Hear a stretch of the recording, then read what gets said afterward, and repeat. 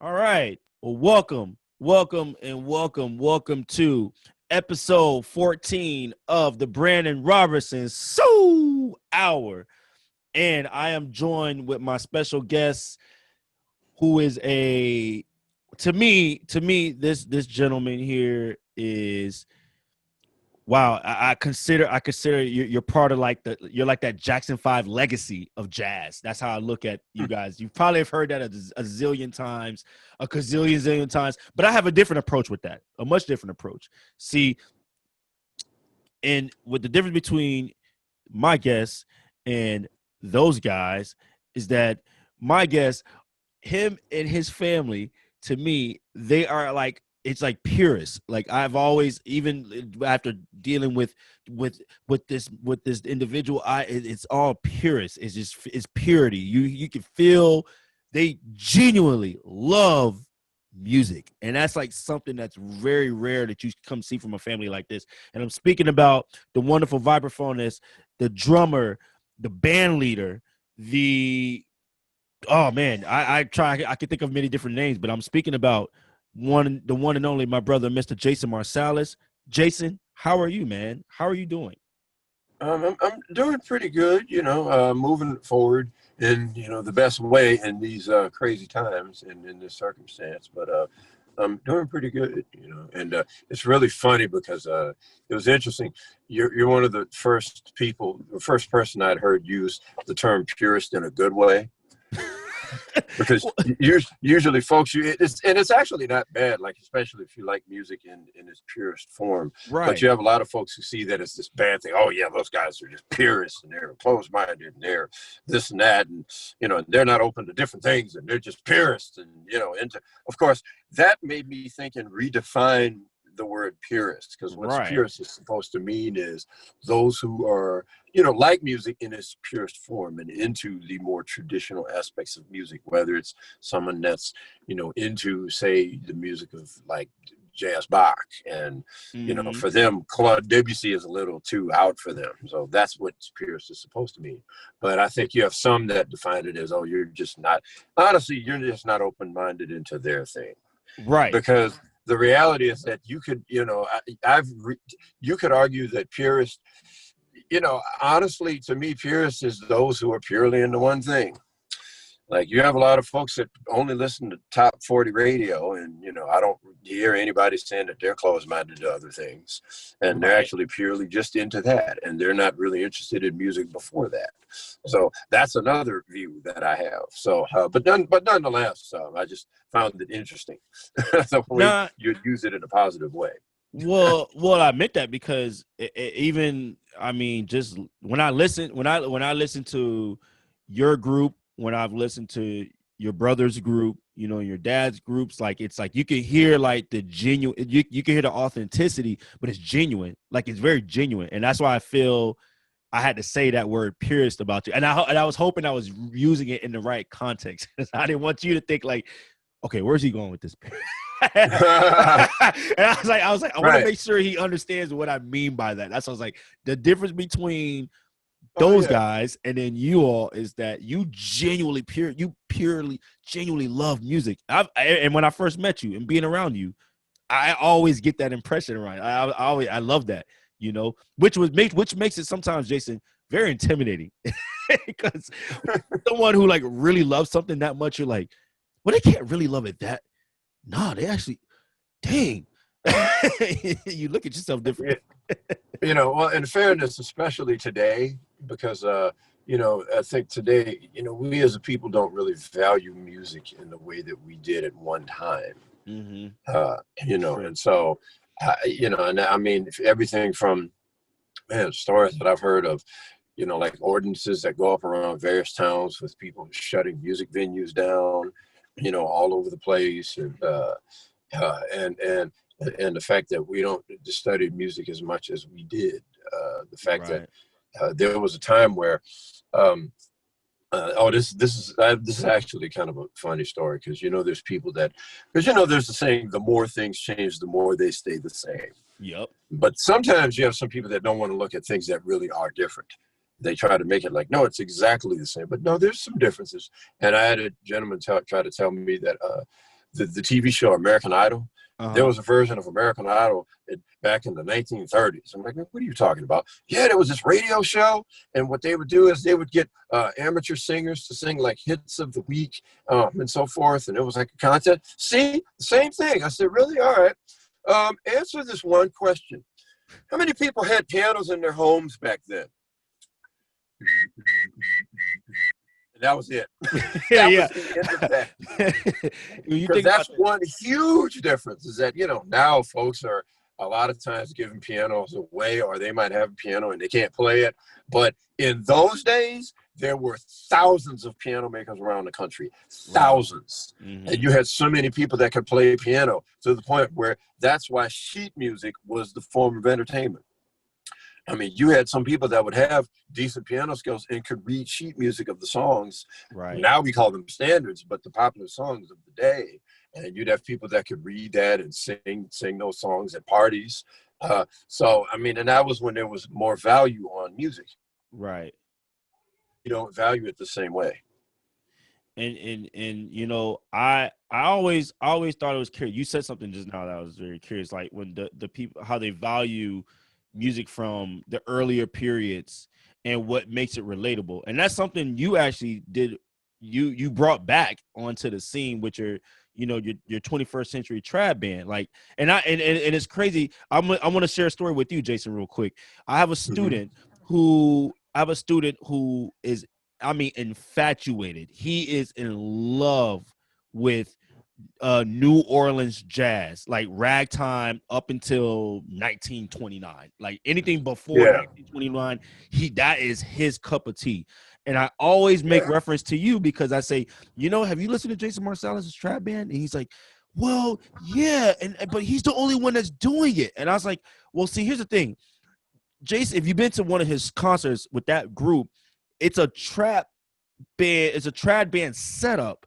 However, the way he bridges the 100-year gap, like that 100-year period of 20th century jazz into the 21st century of how it's digitalized and how people, the millennials listen to it now. And if you go and break down the elements, it's very amazing how he's been able to tie the two. And I think, Jason, that's hard. That's a very hard thing to do because you're trying to merge something that happened actually now over 100 years ago or close to 100 years ago and making it sound like it fits in the 21st century. So how was your approach with that? Yeah, well, yeah, and I'm trying to think of where to even start with that because that's a good question. It's funny. I was actually thinking back to when I was very critical of the newer music. It was around 2000, like 9, 10, when I started to go on the internet. And I was very disappointed and I was very upset with what was going on because I felt that the newer music was disappointing. And I also felt that not a lot of people noticed. Not a lot of people noticed what was going on. And, it made me miss the days when people used to be critical of my older brothers playing when they first came out. It got to the point where I'm like, man, where are those people? We need y'all. Where'd y'all go? Right, right. And what I mean by that is when they first came out, they were just getting started. They were really green. And there was a lot about the music that they didn't know at that particular time. But the difference was then you had people that could hear that something was missing. They didn't know why, but they could hear like, wait, like if they went and played, they're like, wait, but that's not jazz. Lee Morgan was jazz. Freddie Hubbard, Clifford Brown. What are you playing? Of course, they didn't know that they came, that their generation, the majority of what they were hearing. I mean, he was practicing classical music, but the majority of what they were hearing was funk bands. Like Parliament, Earth, Wind and Fire, Kool and the Gang, Tower of Power. I mean, that was what, you weren't really hearing Bassist band very often. That's the thing. I mean, that's the thing. I mean, you just weren't, even if Dad has those records, that just wasn't something that your peers was interested in. It wasn't something you were hearing. And so, so you had folks that could hear that something was missing, but they didn't know why. They just knew, wait, something's not right. Right. Fast forward to 2010, those people are gone. Because I think what then happened was you had an audience that just accepted the new music as new music, and so they didn't know, and so I was very disappointed in a lot of it. A lot of it wasn't inspiring. And I realized why. Of course, yeah, I would criticize things, and I would talk about, guys being jazz nerds, which there was some truth to that, but that wasn't the deeper issue.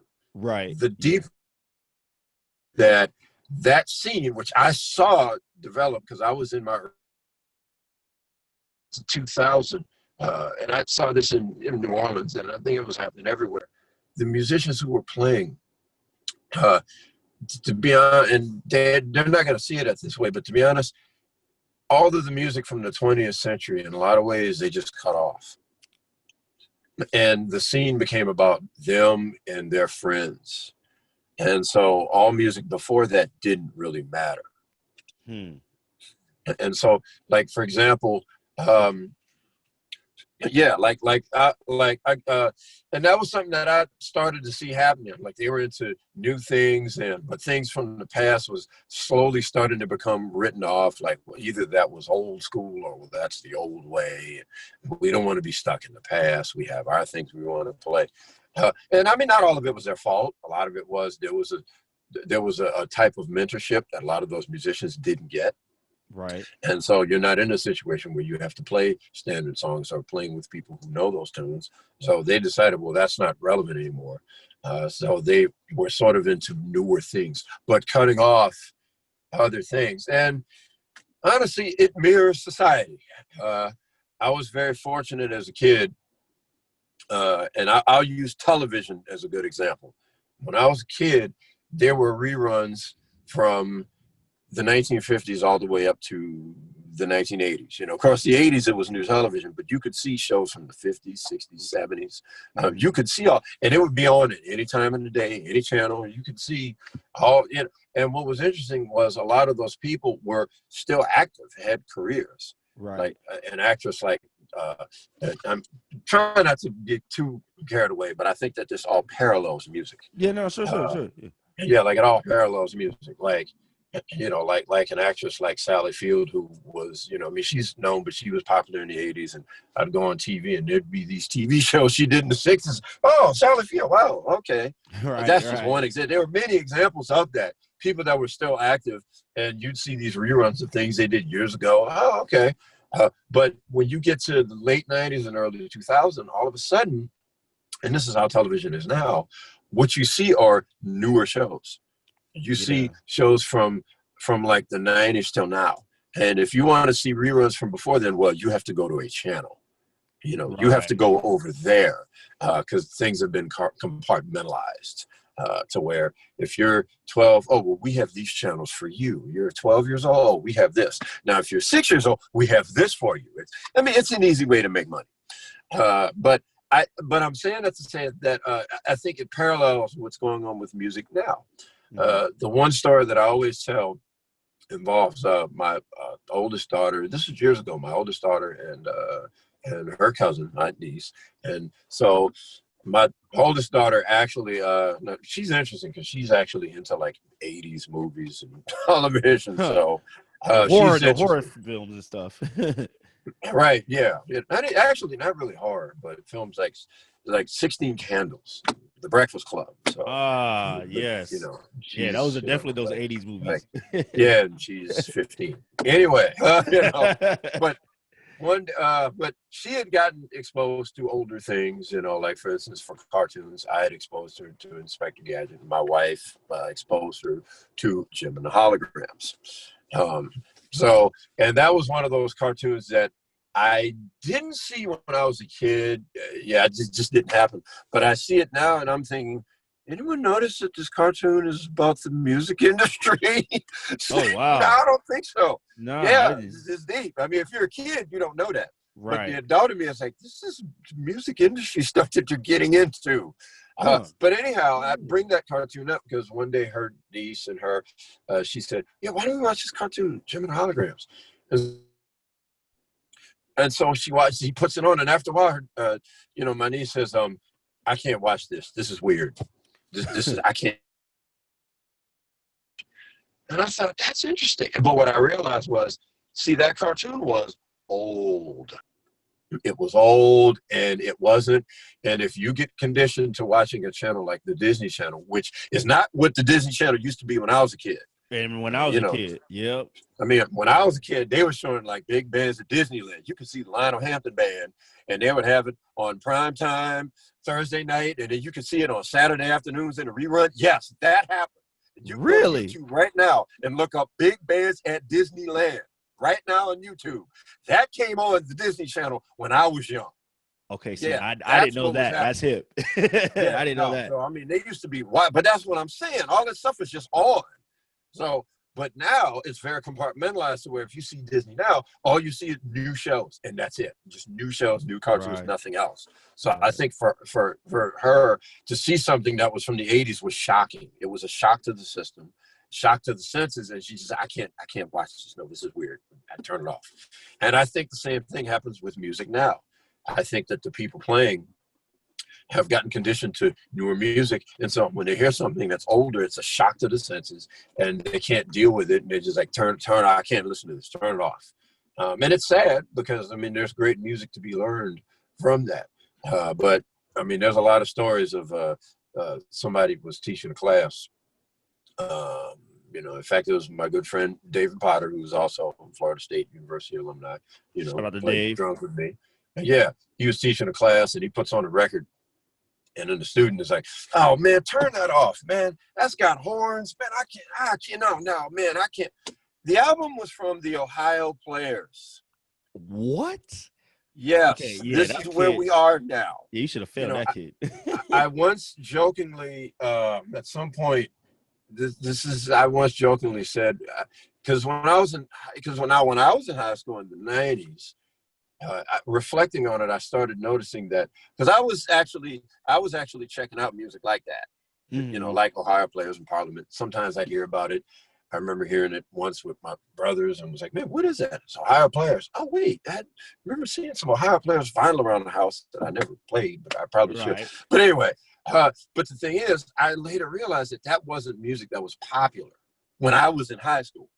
You know, by that point, people were listening to rappers sample those albums. That's what was popular.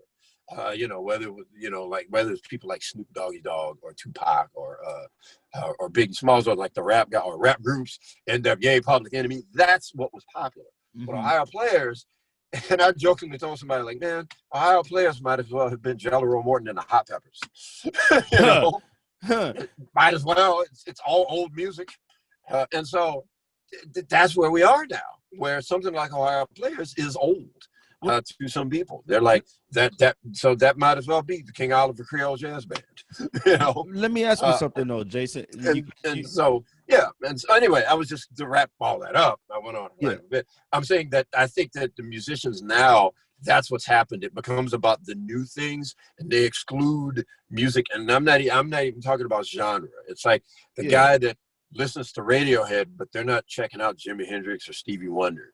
You know, they're listening to Jay Dilla, but they're not, you know, like they're not dealing with, you know, even like bands from music from the 60s, even like Beatles tunes or whatever. They're not doing that. So that's why a lot of the music in like that time just wasn't as inspiring to me, because the music that was in the 20th century just got thrown out. And so I think, to answer your original question, and we'll get on to the next one, my approach has been to include all of the music from the 20th century. Like I include all of it. And when you include things from today, you know, and when you do that, and when you've heard music from today, even stuff that I'm not a fan of, whatever you play is going to sound like now. That's the thing. It's not like, there's a misconception that musicians have where they'll say, well, you know, he's just playing music of the 40s. Well, it's not going to sound like the 40s. It's just not. I mean, if you listen to a recording of Charlie Parker and Dizzy Gillespie playing Salt Peanuts in the 40s, but then you listen to a recording of Miles Davis and John Coltrane play Salt Peanuts from the 50s, it doesn't sound the same. It sounds different. And that's the thing. And so that's, and it's sort of like if you listen to traditional music of New Orleans from the 1920s, but then you go to the 1960s and hear that, it doesn't sound like that at all. It sounds like something else, because those guys have heard newer music. They've heard music that was current at that time. And so that's how you do that. When you hear things that are current, whatever you play, it's going to sound current. So, you know, man, you've dropped so much jewels on me just now. I'm trying to process everything that you just dropped on me. Yeah, it was a bit of a tangent. But well, no. Think, it made sense. But I though. think that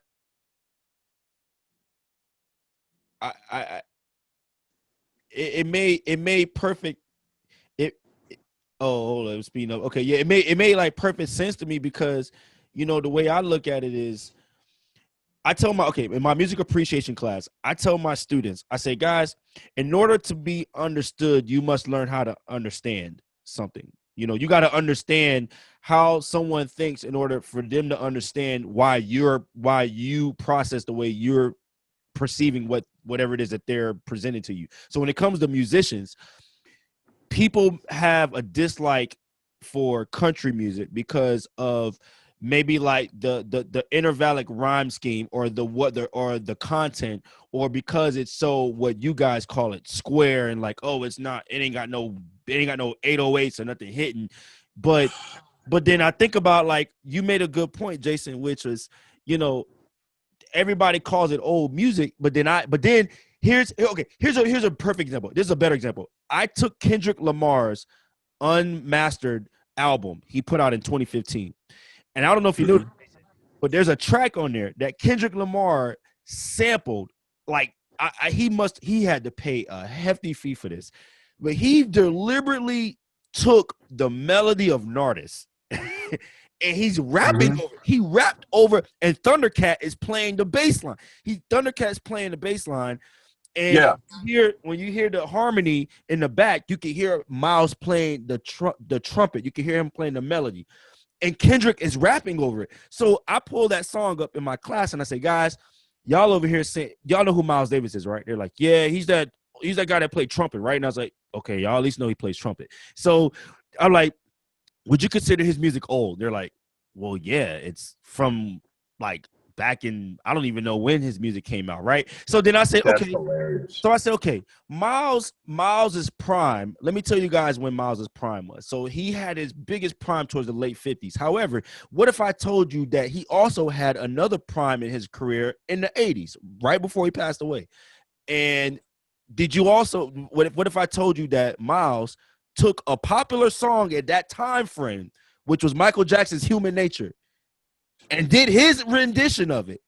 Which that was one of them. That was one of them. Time might have even been more popular. Yeah, but when he started doing that, it reinvented Miles. Like, Miles, people were like, "Oh, Miles Davis is the new thing." Miles been around since the damn 20s or 30s. Really, he's been around for a minute. So it ain't. So what you're getting at? I'm glad you said that, because it's like I made that example, that segue for my students, and all of them, they all were like, "Hold up, Kendrick Lamar listens to jazz?" I'm like, do you realize that all these musicians you're listening to on this album are Berkeley jazz musicians?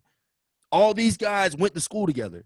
They're all Berkeley cats. So they understand music because they understand that everything is being pulled from all sources. So my next question for you would be, is how is it that you and your brothers have been able to kind of think outside of that realm? Because let's say like Branford does a lot of classical concertos, right? Wynton does a lot of social political albums, like when he did with the Underground Railroad, when he did, you know, this past one you just talked about. You're presenting with the trad band an infusion of 100 years of music. So that, and it, you know, like you guys all have these individuality concepts that are beyond what the norm is when you consider yourself a jazz musician. So how do you relate that to now? Like, how do you get a high school kid who just or that's your daughter's age, right? Like around like the mid 15, 20 years old. How do you convince that person to say what you do is hip, is popular? Because what you think about it, Jason, me and you know what we play, it's hip because we know where it comes from. We know the history of it. But Yeah. is that what do you think that's a lack of history? Do you think maybe that's the case of it? What do you think? What is a lack of history? Like of them, because if they say that it's old music, I every time I hear somebody in my class say that, I say, well, it's your lack of knowledge of history. And they're like, well, no, I know about America. I was like, well, if you know about Vietnam, you would know. You guys said that Bob Dylan was he was for the war. And I would say you're wrong because Bob Dylan was actually anti-war. If you listen to all his music, if you listen to any of them 60s music, you know what? That's interesting. They were talking about music that's old, and they mentioned like Bob Dylan. Exactly. So that's which is also old, which is exactly. not new at all. Well, here's the thing, though. Here's the thing. I mean, that's why there came a point where I just didn't really believe in the whole concept of old and new music. I mean, I'm not saying it in the terms of how people frame it, because a lot of times they have their own agenda. Sure. You know, because I mean, it's funny that they would even say Miles Davis is old because, you know, in Miles Davis circles, there's people that swear up and down that Bitches Brew is new forever. You know, like that's something I've noticed. Like that album Bitches Brew, when Miles was first experimenting with rock music, you know, with the Silent Way and Bitches Brew, there's people that Miles is groundbreaking album, and I'm like, man, that album came out 50 years. That music is old. Yeah, and I'm not saying to slam it because it's a great record. Right. But I'm saying that it was years ago. But there's some who will still talk about it like, oh, this groundbreaking new, it's a long time ago. You know, and I think that I say that because oddly enough, when you get it, this is why I say that people have agendas. And when you really look at music as a whole, it doesn't add up. Right. So, for example, at the same time, when my older brothers went to Branford, were first making their records, they were all of a sudden, that music was old. Like all of us. And the reason why was because there were those who felt that the fusion thing with merging with like rock music was the future. And if you play anything based in swing, that's the past. So then all of a sudden you're hearing, oh yeah, these are neoclassicists and they're reinventing the past. And because they were playing swing-based music. So that's old. But anything with like backbeats is new. Wait a minute. And that still goes on.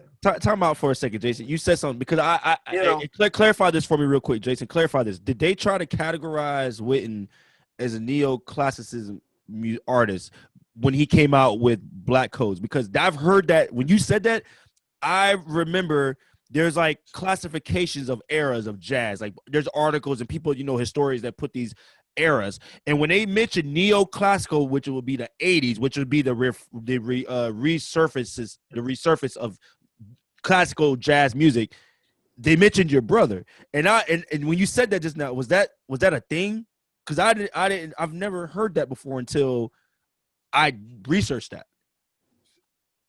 Honestly, with writers, not with musicians. Okay. Thank you. All right. I mean, you know, all right. That's a term. I mean, like in classical music, you know, that's a term that has been used in classical music. But I mean, the truth, but you know, that wasn't something that musicians were necessarily saying. But the point is, you had those who were into the bands like Weather Report, Mahavishnu Orchestra, Return to Forever, the things that were big in the 1970s. Right. And when they heard these young guys swinging, they're like, wait, that's backwards. Why are we going there? You know, why that was in the past. That was in the 50s and 40s. And why are you trying to do so? So that's what I mean. Like you had folks that saw that as old. Now at the same time, you know, I often wonder. And this is sort of why I was saying it's funny that they're talking about Bob Dylan's music, which was also old, you know, which was also popular in the 60s. Right. You know, but here's another thing. There was and this was a Twitter post that someone posted. I need to find this, and it was very interesting. They actually linked the talk of people who like writers who talk about innovation, and they're not far off. They linked it to, wait for it, racism. Because what they said, and they had a point, they noticed that any black groups that may play a certain thing they would be, well, they're just, that's derivative, or that's not, like Lenny Kravitz, oh, that's derivative, and he's just a throwback. Huh. But you get a white band like Oasis, oh, this is just groundbreaking, and this is the future, and this is like, really? Dang. And That's I interesting. mean, Yeah. there is a track record of that. Wow. I mean, I'm sure that there were folks that, like I was talking to an older brother who remembered when Led Zeppelin first came out.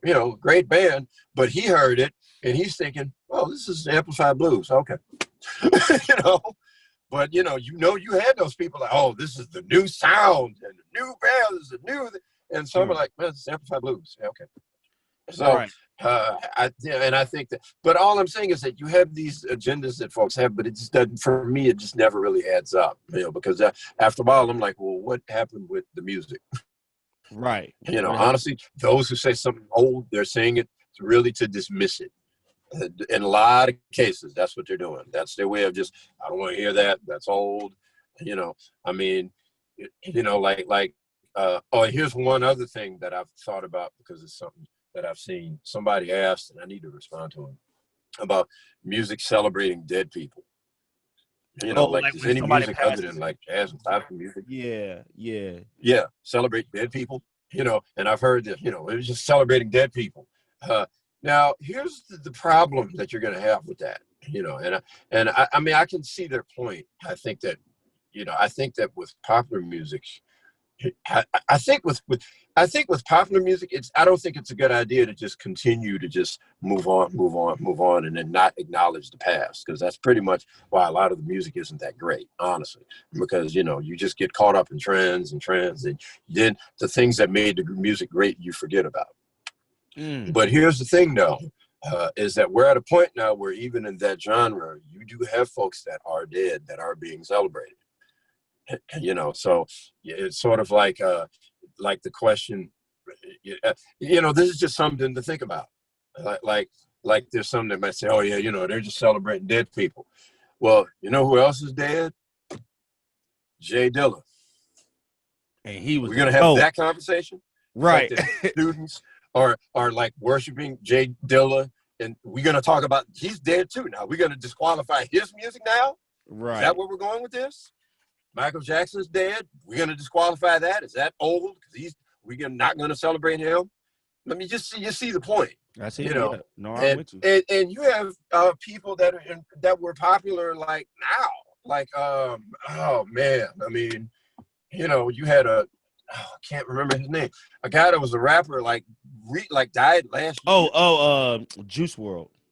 Yes. Yeah. So that same deal. Yeah. Yep. All right, we're gonna just. I mean, and DJs. I mean, you've had people in that music who've passed on, and I think that if it's something that you're into, that I think it's worth. I don't think you should dismiss that because that's old. They're dead now. I don't. Right. I think it's important to acknowledge folks that are dead and folks that are living. Well, how about we acknowledge your 3 records that you had selected, because we are actually acknowledging a few people from the past, or I don't know who the second gentleman is, Richie Havens. I've actually never heard of Richie Havens. Matter of fact, Let's start with him. You picked the song. Is it the song Name Freedom? Is it Name Freedom? Yes, Richie Havens is actually, he's from the past also, but I wanted to pick sort of different perspectives. Okay. But each song deals with a theme in a way. And I got to tell you, I actually, on the road, and this is one of those things, I actually was riding like on a van with him one time, but I didn't really know who he was. I kind of knew he was a folk singer, but I didn't really know. And if I would have known, I would have said, I did say hello and nice to meet you. But what I would have known, I would have just said, turned to him and said, freedom. That's it. Right. Richie Havens was popular in like the 60s and 70s. He was a folk singer. Okay. So he was of the generation of Bob Dylan, of Joni Mitchell,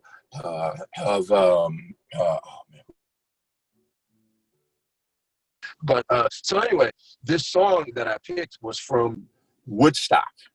Mm-hmm. It was from the Woodstock Festival from 1969.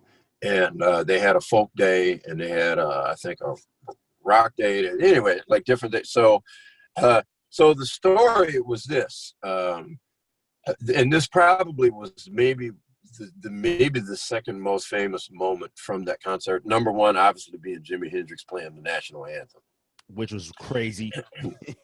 Yeah, it was and it was interesting because it was his commentary on America also. Yeah, because he was taking it out, sort of like, yeah, we have this anthem, but there's also this war going on. So that's why you'd hear like all this crazy stuff. Yeah, we got dropping bombs on folks and shooting at people, and right. Meanwhile, and he just goes crazy at the very end. He just goes like, all. And we're trying to say, land of the free. Yeah. Anyway, right. So Richie Havens does the set, and the Woodstock scene was a crazy scene because there were these guys that wanted to put on this festival, and they do, but they didn't really prepare for the onslaught of fans that were going to come. Mm-hmm. So all of a sudden, folks are showing up, and on Wednesday, and they're not prepared yet, but people are already showing up. They're already coming in. A lot of them hadn't even paid money. Wow. Some did, but a lot of them just hadn't even paid yet. So then there's this whole swath of people. The roads were blocked because people were stuck in traffic. And after a while, they just left their cars there and walked. Oh, my God. So you got roads blocked with all these cars, which became the festival parking. And so then finally, the guy decides, he gets on the loudspeaker and says, all right, free concert from now on. And he talked a little bit about, the money they were going to lose and all this other stuff. But it was a crazy scene. So I'm saying all of that to say that when Richie Havens finally gets up there, he's supposed to be followed by another band. Band is late. They can't get there. They had to get helicopters, man, to fly dudes in. So Richie Havens finishes his set, and they said, man, you got to play one more song. You got to play one more. And he's like, man, we don't have any other tunes on the set. Man, y'all got to play something. He said, all right. So, he's tuning. And so he proceeds to make up a song. He just starts playing. And then they come in and they're playing, and they're just vamping on it. And the first words that came to his mind was, freedom, freedom. That's just the first thing that came to his head was freedom. Because it's something that we all want, but yet it's not quite attained. So after a while, he starts to sing, sometimes I feel like a motherless child, and sometimes I feel like I'm almost gone. But what's interesting is that moment represents what I like to call, you have these moments that I like to call like really spontaneous moments that are like captured on tape. And what that means is when like the energy is really spontaneous in terms of a lot of times the energy is like really high and it's a live thing and it's a really, not even like a great live performance, but you can tell it's like a great moment. Right. Yeah. Like for example, like one moment that sounded like that for me was like little Stevie Wonder singing Fingertips live at the Apollo. That's a good example of that. It starts off, good, and then it just builds and builds and builds and builds, and then the people are getting into it, and this is like little Stevie and folks going, and you can tell there's just this energy that's in that room that's just strong. That's a good example. And also in a way, when Les McCann and Eddie Harris did the album Swiss Movement and the song Compared to What, and they hadn't really rehearsed a whole lot. So they're playing this thing, and you can tell that it's like, that it's just, I mean, it's a great moment and a great performance. And you can also feel that, things are loose and could, in fact, I think they were playing Cold Duck Time and some Cold things. Duck Time, They were having was trouble with because bad record. They only rehearsed one time. So, but it's spontaneous. It's like you're on the edge, like, man, okay, is this going to come together? Right. So Freedom is another one of those kind of performances. And he's just making it up. He's totally improvising, totally, there was nothing planned out in advance. He totally made up this thing on the spot. And it ended up being like a big record for him and one of, his most famous moments. And I brought that up because it made me think about, there's freedom, and then there's those who stifle freedom. There's the system, obviously, and we'll get more to that, as we talk. But, there's a system that sometimes blocks freedoms that you may have, Right. like the right to vote, for example, or the right to live, Right. sadly. And I think that, even though this is another parallel, I think that in today's scene, I think the same thing happens with music. Because I think that now there are people, especially if you look at, well, this is just one example. I see it in a lot of places. Mm-hmm. If you look at mainstream music, it's almost too scripted.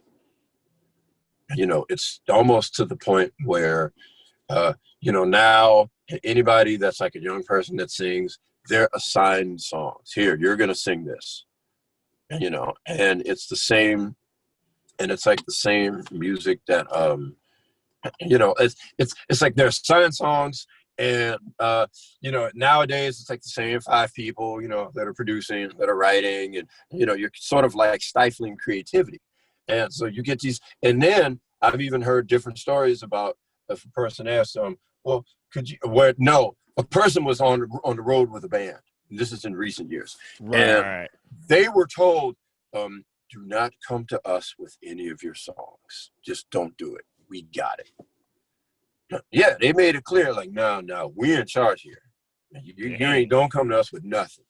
And in a way, it stifles creativity, and it's almost like a creative slavery, which I don't know if that's the best way to put it, but it's like you're stifling that. Yeah, no, I got you. And I bring his song up because you wouldn't really have that today. Somebody just goes up and makes up something, because honestly, a lot of artists sometimes don't have the ability to do that. Yep. I mean, there was even one embarrassing moment, and I'm not going to say who it was, but it was on television, that happened on Saturday Night Live, where you had a young female who was singing with a band, and they did their song. And when the second song comes up, turns out a tape player is on. And that's the first thing. They're not playing live, so you hear this tape player, you hear this person's voice, but you're not supposed to. And then it's like the wrong song, but the singer doesn't know what to do. They don't know what to do, so they end up dancing and leaving. And it was embarrassing. And it was on live television. But the thing is, they didn't know enough to, they weren't free in terms of being knowledgeable of music to say, no, let's stop, let's do this, or to make something out of the moment. Like they didn't have the freedom, say, that Ella Fitzgerald had when she was singing Mac the Knife live in Berlin, and she completely forgets the words and has to make words up. Right. And, and it's still killing it. Yeah, it was still amazing. She just made it up. That's another example, actually. Those spontaneous moments, that's another example. Like, she's making up lyrics. She didn't forget them, and she did warn you. Yeah, if we can remember the words, she didn't remember. But she was able to make something out of that. And I think that's when that's a different kind of freedom. That's like freedom, knowledge that gives you freedom. Right. And what? Mm-hmm. Well, I was going to say, what happens is that freedom comes with a price, right? And yes, and that's, I feel don't like want to pay it. Some of those folks, and a lot of those folks don't want to pay it right now. They don't want to do that. Okay. They don't understand that purpose, and which leads me into the next song, because with freedom, there's overcoming and persevering through those trials. And you pick I Can't Write Left-Handed by Bill Withers. So what made you choose that song? What was the purpose of that? Yeah, one, that was a song that he wrote about a young guy that was in the Vietnam War. And his story was, he saw this guy and his right arm was just gone. It was just shot off. And he said, the young guy said, yeah, I wasn't being afraid of getting shot at. It was being shot that I was afraid of. And but the thing is, the guy still was alive. He just had to figure out how to keep going.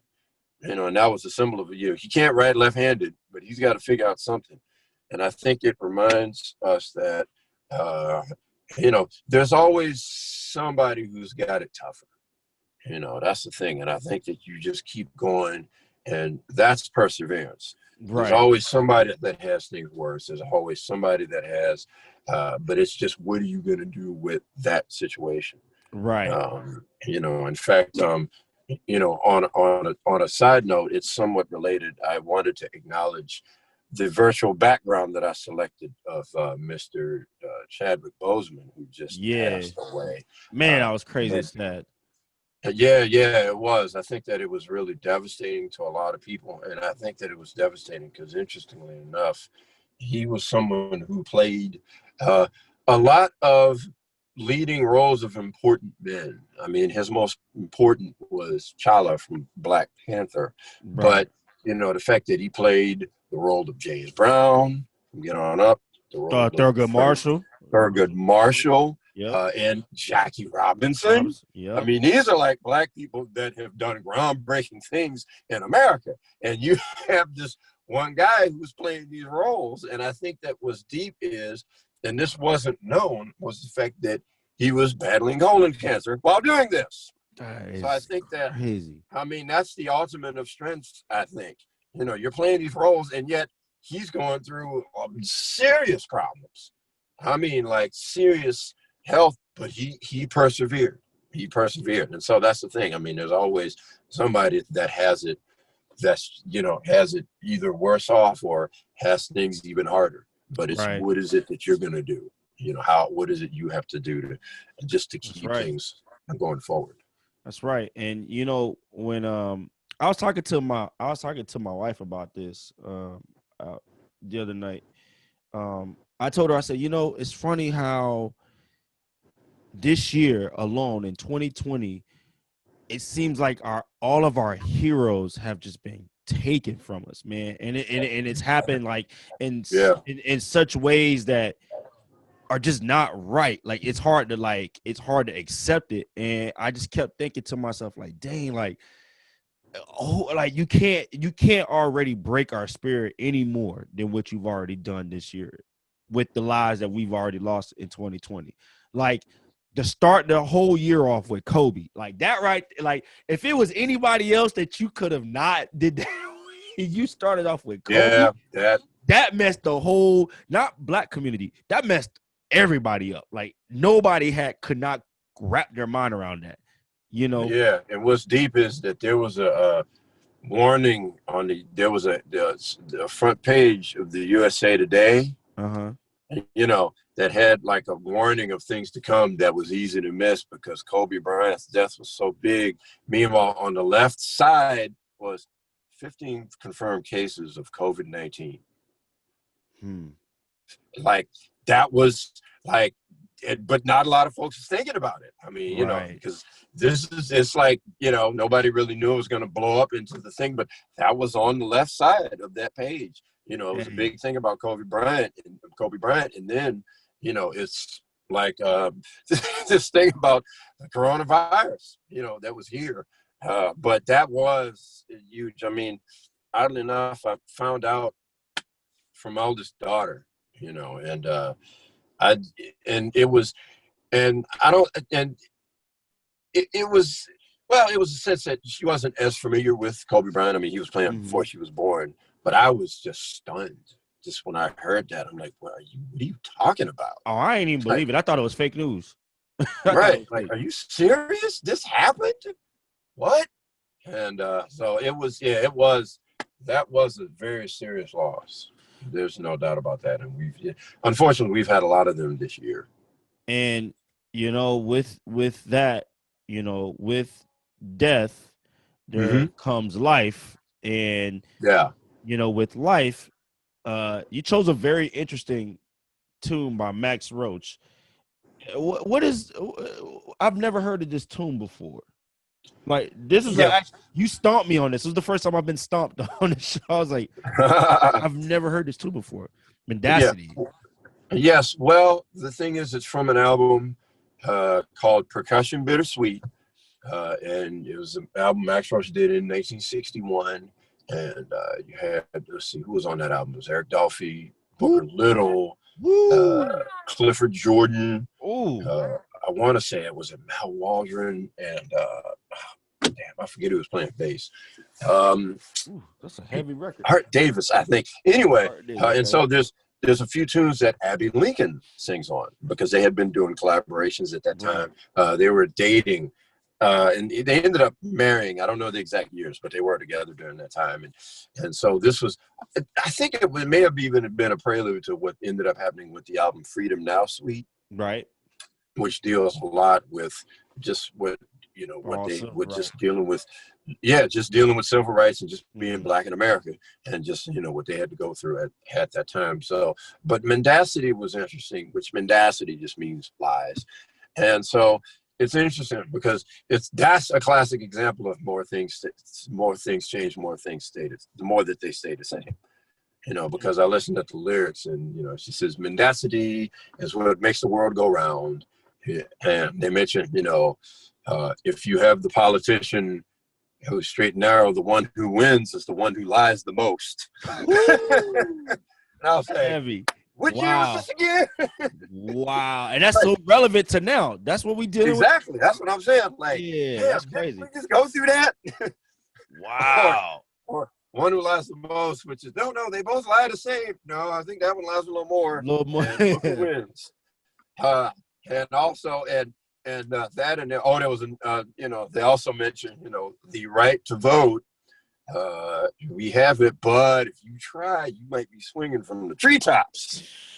You know, so, and that's also, you know, that's also something dealing with now in terms of, you know, not that there's been any lynching for folks trying to vote in the literal sense, but you have had people try to be stopped, and folks, you know, where I even told this very dark joke to someone, this dark joke that I came up with. How do you know you're in a Black neighborhood? How? From the nearest closed polling station. Oh, damn. Yeah. That's how you know, like, polling station closed. Okay, yeah, there must be some brothers around. Oh, there's another one. Yeah, okay. Well, but because we know the track record in the South, and you know how they do with the polls. Oh yeah. Well, that was the case in Kentucky where they exploited the use. Yes. They exploited the coronavirus. Said, okay, we need to close down to about 2,000 polling stations. What? In like all urban areas. Yeah. Yeah. Like, yeah, isn't that convenient? You know. So you do have that goes on, and then the last line. And I'm trying to remember I don't remember all the lyrics, but the last line was really like now, where she says that even when you try to, and I'm paraphrasing, but it was even when you tried to tell the truth, there's those that will scream not fair. And that, yeah, let's talk about race. You know, and that's the thing, you know, because you know, there's even a clip of who's it, Shannon Sharp, you know, from Fox Sports. Yeah. Well, Fox Sports, he's got a show with Skip Bayless. Skip Bayless, yeah. And so he talks about how it can be hard to discuss race, you know, with white people, because a lot of times they try to deflect the conversation, and there's a lot of truths that are uncomfortable truths. It's like for example, you know, like the fact that you had Black slaves that were basically free labor for, you know, 200 plus years, and the fact that meanwhile you had whites that had passed wealth on down, you know, but then Blacks had to pass on you know, basically stress and the stress and violence of slavery, you know, that's in the DNA too. And so, you know, that's a lot of things that are just uncomfortable for folks to deal with. And he even mentioned, like, yeah, you know, whenever you want to talk about that, then people will say, what about the violence in Chicago? Which, by the way, here's the truth about that. Whenever I have a question for you. When did you start hearing about, and I'm going to tell you the truth about what all of that really is. Whenever you hear, well, man, what about Chicago? Yeah, those people aren't interested in solving the problem of crime in Chicago. They're not interested in solving the problem of crime anywhere. Here's a question. Did you notice, when do you think approximately did you start hearing people say that? Because that's not something that I'd heard all the time. Do you have like an estimate year?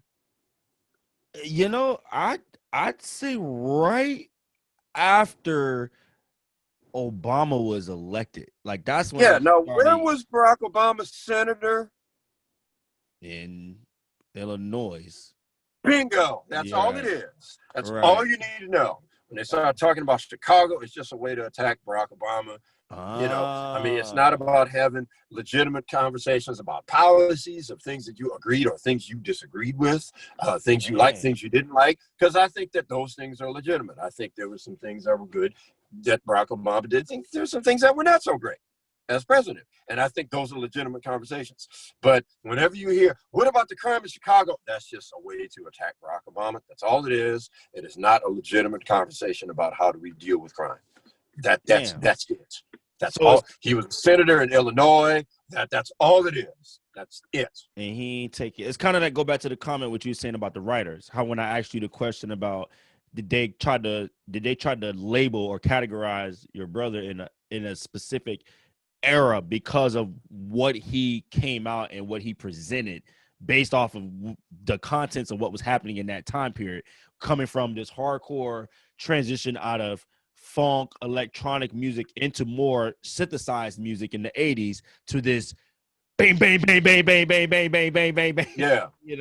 So it kind Yeah, of goes swing it back to out. what that statement where you made that the writers kind of just deemed it as, well, that's what it is. But like you said, the musician community was like, nah, bro, that's not the Well, case. they weren't thinking about that. They weren't. That's the thing. That wasn't being thought of. I mean, Right. one of the things that's interesting about the early '80s, and I'll just tell this real quick, is the fact Mm-hmm. that the music was going back to the swing element anyway. Not that it went away. I mean, you had people that were definitely playing and still doing it, but then all of a sudden, it's like even the guys that were doing some of the fusion rock stuff, they're like going back to swing. Right. Like Weather Report did this album. Was it actually in the late '70s? Like Weather Report, you start to hear like more swing. Them start to use swing again in their music. You had Herbie Hancock doing the VSOP. You Mm-hmm. had even Chick Corea started to do things that were like more acoustic later on, and like the tune. This tune Humpty Dumpty? Humpty, yeah. Well, that was Yeah. from 1978. That was on an album called The Mad Hatter, Mad Hatter, which I mean yeah. was a fusion thing, but Humpty Dumpty, they just swing it out. So, Yeah. like the music is starting to go there anyway. So when Wynton comes out, it was sort of just that was where the music was getting back to. I think it was shocking because he was 19 and he was this real young kid, and they're like, "Wait, why do you want to play this? Why Right. don't you want to play funk like Tom Brown? What are you doing?" Right. And Tom Brown, I don't know if you know, Tom Brown was another trumpet player that had a hit record in "Funkin' for Jamaica." Oh, I didn't know that. Yeah, do you know that song? No, I know he played trumpet. I didn't know No, that. Like but I I'll sing the bass line real quick because you might have heard it. Ba ba ba ba ba ba ba ba ba da ba ba ba ba ba yeah, ba yeah. ba. Well, that song starts off with a trumpet. He just plays like starts off with a trumpet solo. That was Right. Tom Brown. Oh He was a wow. trumpet player. And so when Wynton got to Columbia Records, they wanted him to. They thought he was going to do that. But then when it came out, this acoustic record would swing. They're like, what are we going to do with that? I wonder how they. I wonder. I wonder. And I was gonna ask your brother. Or not ask him, but ask you this: what do you think they were thinking about? Like, because you mentioned about what they thought of when they wrote about that record, but mainly you. What did you think about it? And I want you to end like with a final thought, like not necessarily about Black Coast, but what did you feel about that transition? Because what overtly happened was when he came out with that record, and then you actually when I first met you when you were with Marcus, when you was doing your thing with Marcus and well, between Rodney and Roland, Rodney Jordan and Roland Gurn, it was between the two of them. But when Right. I met you, it was like the elevation of music I've watched you encompass between, was it when I'm in 2004 until now. I Mm-hmm. can hear it, but I also hear it in your brother's music too. And so, if you can leave me on this final thought, how can you, Jason, how can you continue to push forward that envelope? Because I like that's why I've used the Marsalis family as purists in its purest form of music, because you guys Yes. push the envelope, and what you're describing is you can't say something's old if you have nothing to look forward to. Like if you have nothing that is going to actually kind of elevate the music more, so you have something to look forward to down the road that you can look back on, right? Because like you said, if it's a fad or a trend, you forget about it. So Yeah. how do you see yourself helping to elevate that on the final note? I mean, for me, I think that my goal is just you just study, as much music that you can, and it's about just being great at a craft. I think that nowadays it's very easy for guys to either want to just get over or maybe want to get paid, and so they find a lot of shortcuts. Um, and I'll be honest real quick, not to get too much into it, but I will be honest and say that black churches do not help. Because I'll be honest, you have a lot of those churches that pay very well, and you have some guys that are going to just, I'm just going to do that. And I mean, and that's their decision, right? And a lot of times when it comes to studying music, they're like, no, we're over here, we're good, we're good, we're good, we just do this, we're getting paid, everything's great, right? But I mean, so that's the thing for me. Like, I don't like it's ironic that there are those who will may say that we're closed-minded, but usually it's the others that are actually closed-minded, because we're pretty much open to anything that is great. Or maybe if it's not so great, we'll still check it out. I mean, that's the thing. I mean, I think there's things that we may not be a fan of, but we'll still check it out. And just say, okay, well, this is why I'm not into this. So I think that for me, it's about, and I think that my intention was trying to emulate or try to play music that could be as great, hopefully, but on par with what the masters created. Right. So I think that that's another thing that has gotten lost now with some younger players, where I think they're just thinking about, well, I just want to get paid or get over, instead of, well, as a drummer, when I mentioned that album, Percussion Bittersweet, when I heard the first tune, Max Marsh's drum solo, I said, okay, I want to play like this. I'm not going to play the same rhythms, but I want to, I'm interested in his sound. I'm interested in his ideas, and I'd like to create music that is on this level. And not say, oh, yeah, well, that's that old stuff. That's not relevant anymore. I'm not going to do that. And if that's a great record, that's something that will be with me forever. And I will always talk about it forever. And it will always be great. And it's something that I will always try to emulate. And it doesn't matter the year. It doesn't, not to make it too trite, but, all years matter, I mean, it's like, of course, there's, of course, mind you, it's very different from Black Lives, but there is a tendency to want to just throw those out. Like, man, it's not important. We don't need it. That's not relevant. In fact, I even had a friend of mine, when I told him about he heard a video I did of the newest edition of the 21st Century Trad Band, and it's actually the Benny Goodman Quartet edition, where it's that same concept. It's an instrumentation of a group that was from the 1930s, but we play music from all over the 20th century. Right. We play tunes from all kind of people, like Herbie Nichols to Les McCann to Bill Bruford, right? Wow.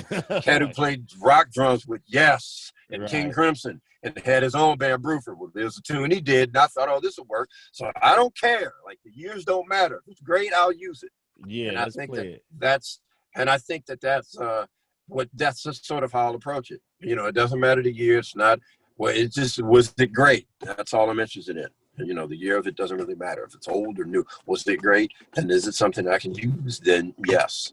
And I will continue. I will keep doing that. That's great, man. Jason, thank you, man.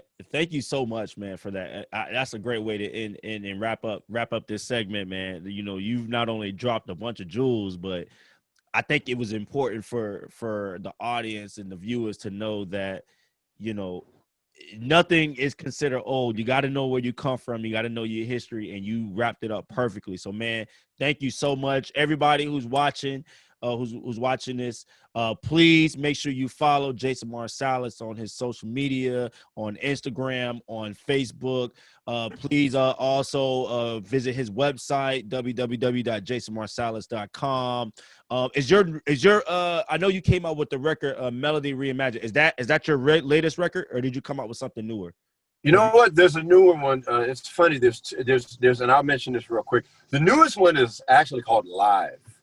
Okay. Turns out there was a performance that we did at it was the celebration for the 25th anniversary of Basin Street Records. I think that's right, 20th or 25th. And so it was a really good night. It was all these groups playing, like I was playing. Kermit Ruffins, Dr. Michael White. It was a lot of people that were on the Bay Street Records label. Right. And so the performance went real well. I think that I kind of regret we didn't play it longer. We only played 45 minutes because there was a lot of bands, but it went well. And so they released the concert. They released the set. So that came out just a few months ago, called Live. And the other one that I will mention real quick, because ironically it relates to the conversation we were talking about, just the social conditions of things now, is I'm actually playing drums on the brand newest, and it's only been out for a week, the newest record of my older brother, Wynton Marsalis, called The Ever Funky Lowdown. And it has narration by Wendell Pierce, and it's actually a story historically about how, how America and how people are being controlled by a system, basically.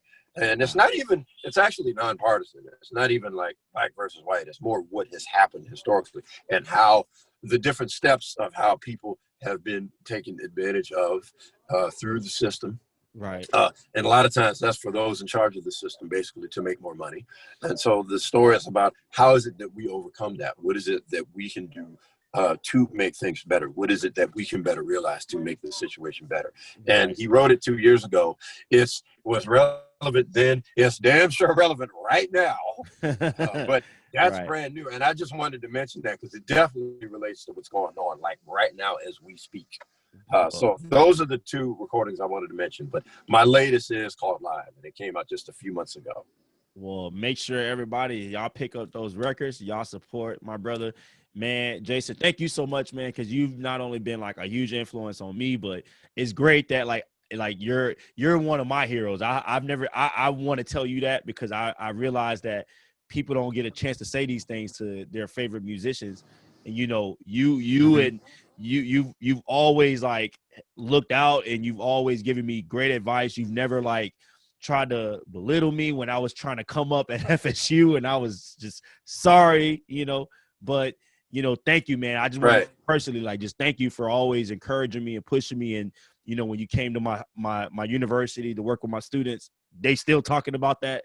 I got a student who was really like, he was so excited. He's like, man, I heard about it. I was like, nah, that's the friend. He's cool. He's the homie. He's cool. So thank you, Jason, man. And I want to say on a good note, everyone, please make sure you wear your mask.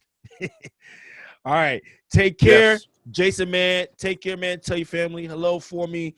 To your brothers, I said hello. Thank you so much for doing this, man. It was awesome having you on the show. Thank you.